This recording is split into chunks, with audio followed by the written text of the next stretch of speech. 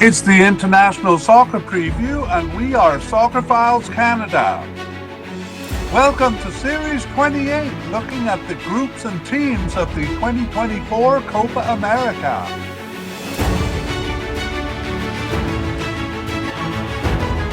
This episode is looking at the players of Panama. Here we go! Hello and welcome again to the International Soccer Preview by Soccerphiles Canada. I'm Kevin, and we continue Series 28 on the groups and players of the 2024 Copa America. This episode covers Panama's players. In fact, it is part 2 of the Players Mediacast, and here we look at the selections. In part 1, we made a list of the candidates and introduced them and their likelihood of making the squad. And there is a link to that, part 1, in the show notes. This episode, part 2, will be divided into 3 sections. In section 1, we'll take a quick look at their preliminary squad and their warm-up games. In section 2, the main part of the mediacast, we overlook the list that we compiled in part 1 to see who made it and who didn't. And in section 3, we summarize surprises, and there are quite a few for Panama, and review injuries. There are quite a few of those too. Let's begin, and we'll begin by looking at the preliminary squad. Actually, there was no preliminary squad for Panama. They just released a final squad, and they did that on June 14th, so about a week before the tournament began. And they made just one change to it, which I'll talk about here. So 26 players on the preliminary squad. They had to cut one player and did not replace that player. So they go into the tournament with 25 players there. They had 3 warm-up games. Well, not really warm-up games. The first 2 were actually World Cup qualifiers for the beginning of the World Cup, but they were fairly easy teams, I would say. And they won the first one. That was on June 6th at home to Guyana. The second one was June 9th away in Montserrat. And the third one was a friendly with Paraguay, not in the US, as many teams were playing their friendlies there, but rather in Panama, so losing at home there to Paraguay. We're not really interested in the results, though. We're more interested in the lineups for those games. And in truth, they really pretty much put out their A-team for all 3 games. We do see a couple of changes, a couple of players we would consider B-team, but we think the manager was just experimenting, especially in the more contested positions. But for the most part, it's 18 players, and we will go through that as we look at the candidates who were selected. So, time to move on to the selection, section 2. We begin with the manager, Thomas Christiansen. We'll consider him as having been selected there, as he was not dismissed or anything before the tournament began. On to goalkeepers, we had a definite candidate in Orlando Mosquera, and he was selected. Our likely candidate, Cesar Samudio, also selected. We had 2 possible candidates, veteran Luis Mejia and newcomer Eddie Roberts. It was Mejia who was selected for the squad, and those are the 3 keepers they will bring. So we had predicted that Orlando Mosquera would be the starter. Let's look at the warm-up games. We see actually Mejia starting both of those World Cup games, and Mosquera starting the friendly before the Cup. The friendly with Paraguay does, though, look more like their A-team. So we still think Mosquera is the starter, but it looks like a bit of a challenge by Luis Mejia. At the very least, it does suggest that Mejia, rather than Samudio, would be the backup keeper. But we're going to stick with what we think, and Mosquera as the starter. Let's go to central defense, and really bad news here. We mentioned that Fidel Escobar was an injury risk. We hoped he would come back in time because that injury was from late April. So we thought there'd be time to recover from the muscle injury. But no, he is not selected for the squad. And nor is Andres Andrade. We didn't know about this one in part one. But he was given special leave for the last game of the season from his squad. That was on May 19th, having started regularly up until that point for his club team. But by the time of the first warm-up, he was listed, or he had a cruciate ligament tear and an unknown return date. So we're guessing that special leave was something to do with an injury. But terrible news, as they were quite dependent on both Fidel Escobar and Andres Andrade, and neither of them will be part of the tournament. Our third definite candidate, Jose Cordoba, however, was chosen, and because of the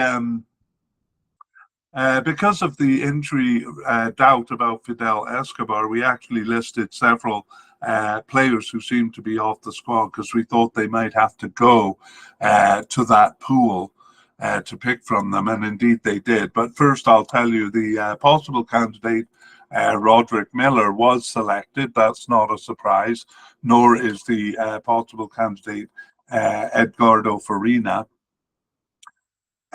We thought they might choose Harold Cummings, but no. But there are two candidates on this list. Eduardo Anderson was selected for the squad, and Carlos Harvey. So because we didn't introduce them in part one, we'll give a little information here. Eduardo Anderson is 23 years old, 7 caps for Panama since 2022, and he plays for Alianza in Panama since 2019. He has been loaned out to a couple of teams in Costa Rica. He was selected, Eduardo Anderson, for the Gold Cup in 2023. He was a B team player, so he appeared in Game 3, which was a partial B team game. However, since the Gold Cup, he had started none of their games. He was subbed in for 1 and not selected for 8 matches, including the last 5. So that's why we had him seemingly off the squad. The other is Carlos Harvey. He is 24 years old with 4 caps and 1 goal for Panama since 2019. So you can see he has struggled to get into the team. Carlos Harvey was in fact selected for the preliminary squad for the 2021 and 2023 Gold Cups, but didn't make the final cut in either. And over the recent period, he had started. He did start one of their 9 games. That was the first one. It was kind of an experimental friendly with Bolivia in August, so that's not really an important game. And he hadn't been selected since then for the last 8 matches, so he looked well off the squad. Anyway, Eduardo Anderson and Carlos Harvey get their chance because of the injuries to Escobar and Andrade. Okay, big news there in the central defense. Let's move on to left backs. We had Eric Davis as a definite candidate, and he was selected for the squad. Also, here we had 2 possible but unlikely candidates, and Omar Valencia was selected for the squad. Not a surprise because this position usually has a backup position, but because he was possible but unlikely, we didn't introduce him, so we'll do that now. Omar Valencia is 20 years old, 2 caps for Panama since 2022, and he plays in Panama, but he's been loaned out to the New York Red Bull a couple of times, actually. And he was selected, Omar Valencia, for the Gold Cup in 2023. He was actually not selected initially, but recalled after the group stage to replace an injured player, but he didn't see any action in the tournament. Omar Valencia, since the 2023 Gold Cup, has started none of their 9 games, but was on the bench for 2 and not selected for the last 6 matches. So we had considered him unlikely, but Here he is. Okay, that is it for left backs. Let's go to right backs, and we have Caesar Blackman, who was selected. He was a likely candidate, and also Michael Murillo, both of them selected. Here we had Giovanni Ramos. We knew he was injured. Otherwise, he would have been a likely candidate. But Giovanni Ramos out with a ligament injury since mid-May. And we knew he probably wouldn't be selected since his return date was July 24th. So Giovanni Ramos also off the squad due to injury. Moving on to the midfield. All of the defensive and central midfielders for Panama are basically listed as defensive midfielders. So we had three definite candidates. The first one, Adalberto Carrasquilla, was selected for the squad. The second one, Anibal Godoy, possibly the worst news of all, selected but then had to be removed from the squad. I'll talk about that in a second. Our third definite candidate there, Christian Martinez, was selected for the squad, and so was our likely candidate, Abdiel Ayarza. In fact, even a player seemingly off the squad, Giovanni Welch, was selected, and I'll talk about him shortly as well. But let's go back to Anibal Godoy. Wow, what terrible news. He played in the warm-up games, and in the third warm-up game, June 17th, 3 days before the tournament began, he sustained a thigh injury, and that basically put him out of the tournament. So he was captain of the team, a real staple in the midfield there, and Anibal Godoy, they're losing his services as well as other definite starters. So they'll have to do without him, and perhaps that's not actually why they chose Welsh. They didn't replace Anibal Godoy because it happened so shortly before the tournament. So Giovanni Welch, the decision to include him was made beforehand, and we did have him on the list because he had been a player in the 2023 Gold Cup. But let me start at the beginning, introducing him. Giovanni Welch is 24 years old with 14 caps and no goals since 2022, and he plays for Académico Viseu in Portugal since 2023 and was in Panama before that, actually loaned out to Zamora in Venezuela as well. As I said, he was selected for the Gold Cup in 2023, but after that he had started none of their 9 games. He subbed in for 2 and was not selected for the other 7, including the last 6 matches. So not off the squad for that long, but we thought he was not going to be selected, and here he is, Giovanni Welch. Okay, we move on.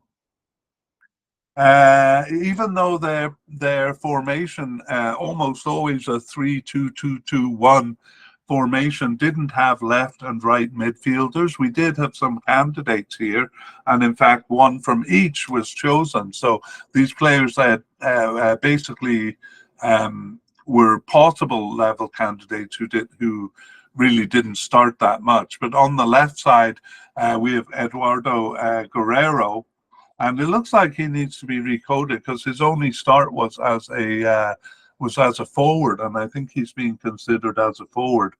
We see in the warm-up games. Yikes! I've forgotten to talk about all the warm-up games. So I'm going to do that.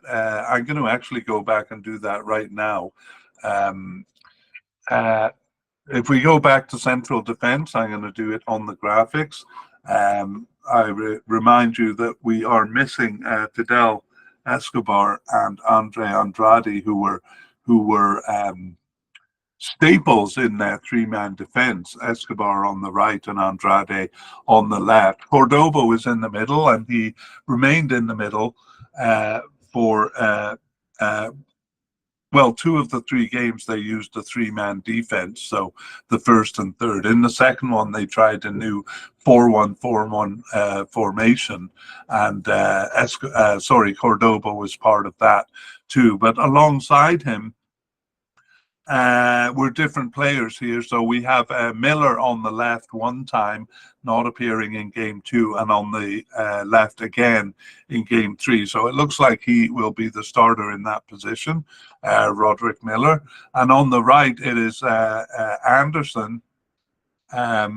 And in game 1, Harvey in game 3, and his partner in game 2 is Farina. So really just trying out the central defenders there, and it looks like Cordoba and Miller will be 2 of the defenders, and we're not sure who the third is, or they might even go with a 4-man or a 2-man central defense. Okay, sorry, up we go to the left back position, where Eric Davies is the candidate that we thought was going to be the starter. He actually didn't start the last 4 games leading up to March 2024, but we still thought he would be the starter. And hey, we were right, because he started all 3 games. 2 as a left winger, because the position moves up to the winger position, and 1 as a left back. The only challenge to that, though, really was Andrade starting in the position, and he is out injured. So that kind of left Eric Davis. But in fairness to ourselves, we didn't know Andrade was injured at that time. On the right side, in our run through at the end of part 1, where we were selecting the starters, we decided Murillo and Blackman were kind of sharing the position. However, in the warm-up squads here, we have Murillo starting all 3 games on the right, just like Eric Davies on the left. So it looks like Murillo is the starter in that position. In central defense, of course, in central midfield, of course, with Godoy available, it was Godoy and Carrasquilla. That was the pairing through the whole period from the Gold Cup onwards. In the second game, Godoy played as a stopper, actually, and Carrasquilla didn't play. In the third, Godoy and Christian Martinez. So Carrasquilla didn't play 2 games there, which is a bit surprising in itself. But now that Godoy is out, they'll be very dependent on Carrasquilla, and maybe more pressure will be placed on Christian Martinez, who played as more of an attacking midfielder in the second game. He started 2 of the games. Okay, now we're caught up to where we should be. So let's continue on. Eduardo Guerrero, where we left off, is selected as a left midfielder, but actually playing as a forward in one of those games, in the game against Montserrat, and he had played as a forward over the period after the Gold Cup too. So we'll probably change his designation there. And we have as right midfielders a possible candidate in Cesar Yanis, who was selected for the squad. We don't really see him on the field after the Gold Cup, or in any of these warm-up games, but he is going to be on the bench. Okay, up to the attacking midfielder role, and we actually had created a new category for Edgar Yol Barcenas. I see on some sources he's just called Yol Barcenas now. We had him as a versatile attacking midfielder and as a likely candidate. And let's look and see if he started any games. He started as a right attacker in the first game, as a left winger in the second game, and as a right attacker in the third game as well. So even in those warm-up games, we see how versatile he is. And we do think he will be a starter. Okay, left attacking now. We had Ismail Diaz as a definite candidate, even though he had moved up to a forward position towards the end of the period. after the between the Gold Cup in 2023 and March 2024. And we have Jose Luis Rodriguez as a left attacker. He also is selected. He was a likely candidate. Our possible candidate, oh, I don't see him on the list, but he's on my script list, so I think we forgot to put him on the list. Alberto Quintero, we actually had moved to the right side, and we didn't put Kehis or Lennis on the list. He's a possible candidate, and he is selected. So since I remember talking about him in part one. Anyway, I'm going to move on. He is a possible candidate, and he was selected, Kehis or Lennis. And we have a bit of a surprise here in a player seemingly off the squad, Freddie Gondola, who was selected for the squad. We had put him on the list mostly because he had been selected for the Gold Cup in 2023, but he hadn't appeared since then. So I'll introduce him here since we didn't in part one.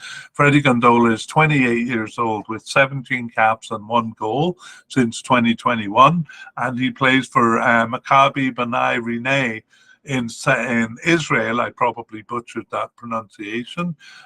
He's been there in Israel since 2024 and has played in Costa Rica, Venezuela, Mexico, quite all over Central America there. Freddie Gondola was selected for the Gold Cup in 2023, but he hadn't appeared since then, which is why he was on the seemingly off the squad category. But here he is, Freddie Gondola.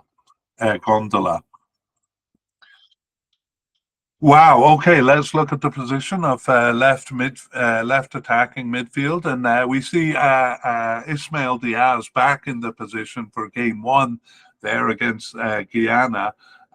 In game two, it's Joel Barcenas playing as a winger in that 4-1-4-1 formation, and in game three, Ismail Diaz again. So it looks like they've decided that he is more of a left attacking player than as a centre forward, where he was for 3 games in the period we looked at. Okay, right attackers, we have Jose Fajardo as a definite candidate, and he was selected. A bit of a surprise in that the likely candidate, Alberto Quintero, was not selected for the squad. He had been a likely candidate. Instead, we have Ivan Anderson, who's actually coded as a right back, but we did see him playing as a right winger, I believe. So we moved him up to here. And those are the 2 candidates. Now, the weight might fall on Ivan Anderson in this position because I suspect Fajardo is going to be playing as a centre forward.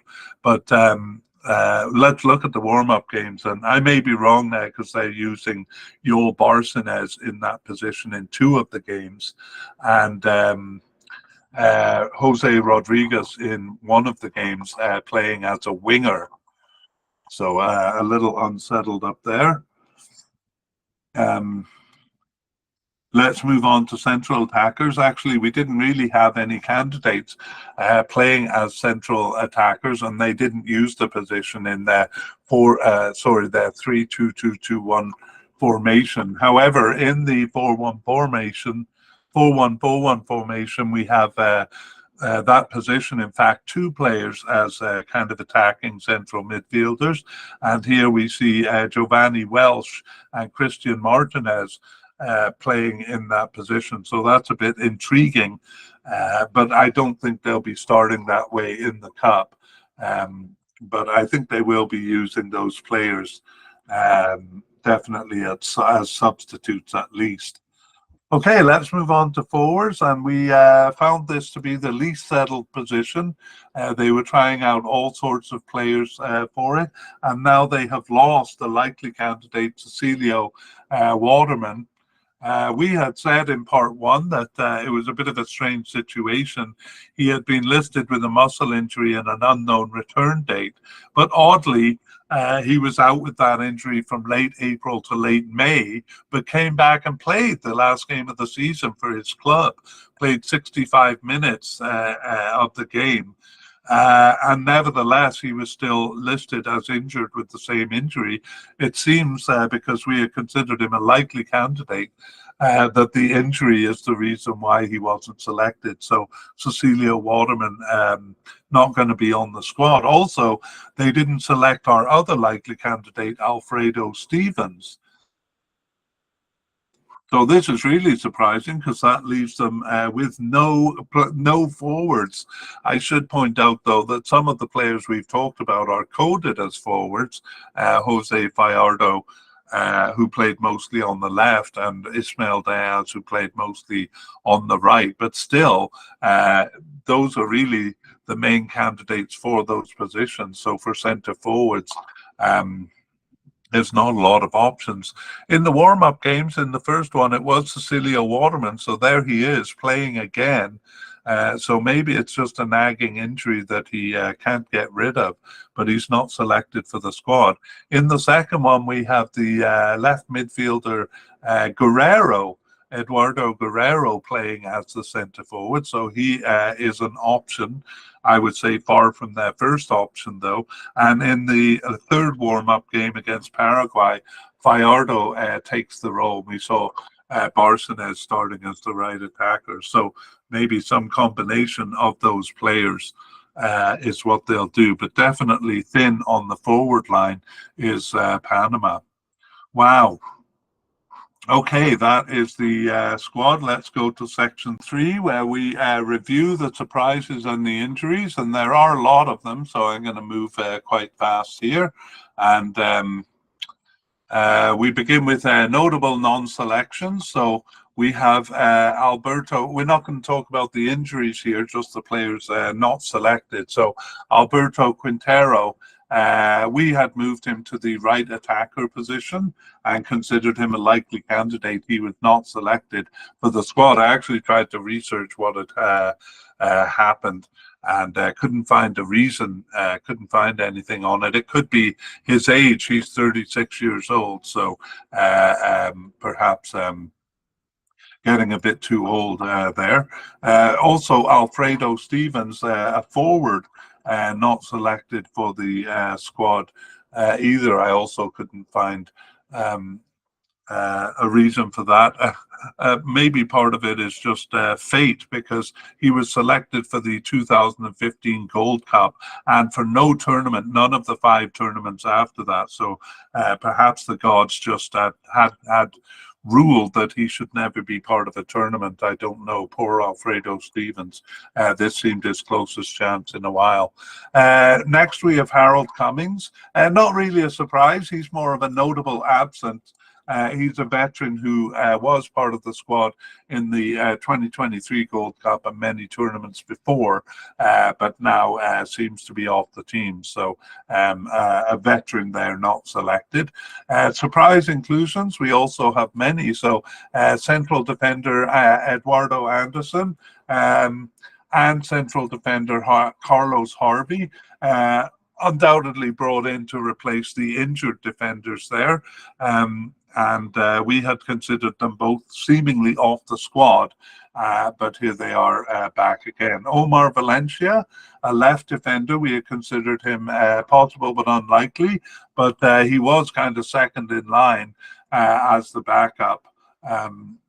Maybe Andrade, the injured central defender, had been the backup before that. But anyway, Omar Valencia now looks like the backup as a left back, and he is selected. We have a defensive midfielder, Giovanni Welsh. We had considered him off the squad despite being part of the Gold Cup squad in 2023. He hadn't really played since then. But he was selected for the squad. And finally, left winger Freddy Gondola, same situation, had been part of the Gold Cup squad in 2023. In his case, he hadn't played at all.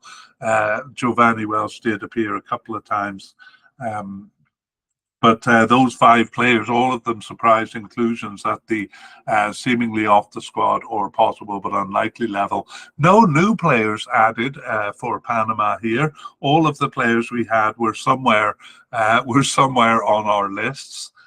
So we did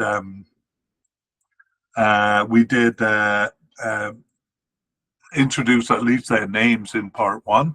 And now let's go to the dreaded injury list. Recovered from injury? None. How terrible for Panama. Injury doubt, but still on the roster? Well, no, none of the players who were injured were named to the roster. We sometimes see that where they've brought onto the roster in hopes of recovering during the tournament, but not in this case. So we only have players dropped due to injury.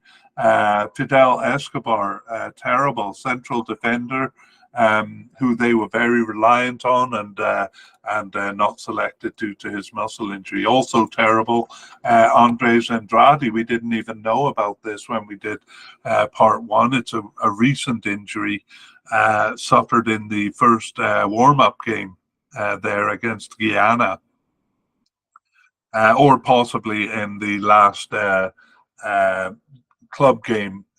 No, yes, actually, if anything, was his last club game. Anyway, we talked about it in section 2 and won't repeat it all.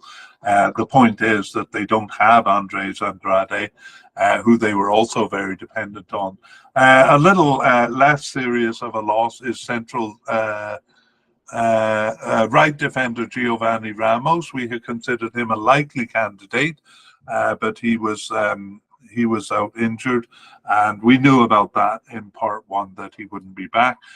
Forward Cecilio Waterman, a bit of an odd situation. Played one of his last club game, I think, played in the first warm-up game, and yet the same injury that he struggled with from late April, seemingly ruling him out here.